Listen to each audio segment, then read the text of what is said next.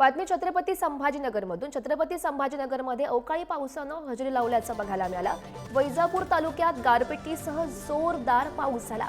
अचानक आलेल्या पावसामुळे नागरिकांची चांगलीच तारांबळ सुद्धा उडाली आणि अवकाळी पावसामुळे शेती पिकाचं मोठं नुकसान झाल्याची सुद्धा माहिती समोर येते। दृश्य आपण बघू शकतोय।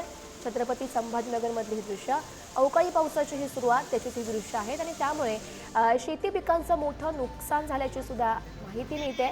वैजापूर तालुक्यात गारपिटीसह जोरदार पाऊस झाला, त्यामुळे नागरिकांची सुद्धा चांगलीच तारांबळ उडाल्याचं बघायला मिळालं। दृश्य आपण बघू शकतोय, पावसाची ही दृश्य। तर काल हा अवकाळी पावसानं हजेरी लावलेली होती छत्रपती संभाजीनगरमध्ये, त्यावेळीची दृश्य आपण बघू शकतो। अचानक हा पाऊस आला त्यामुळे नागरिकांची सुद्धा तारांबळ उडाली।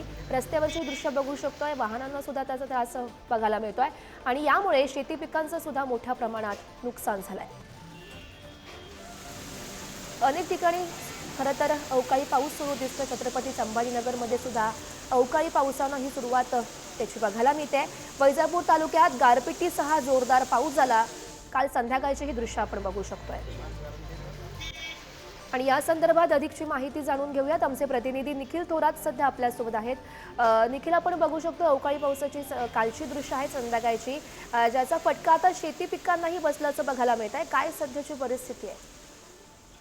गौरी, 2 दिवसांपूर्वी हवामानाकडून हे सगळे अंदाज दिले गेलेले होते की गारपिटीसह अवकाळी पाऊस बरसू शकतो आणि काल सायंकाळच्या सुमारामध्ये मराठवाड्यातल्या छत्रपती संभाजीनगर जिल्ह्यातील वैजापूर तालुक्यामध्ये हा जोरदार पाऊस बरसला आहे।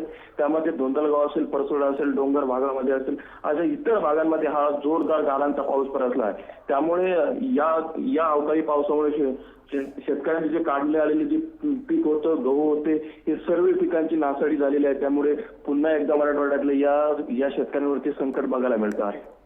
नक्कीच निखिल, धन्यवाद दिलेल्या सविस्तर माहितीसाठी।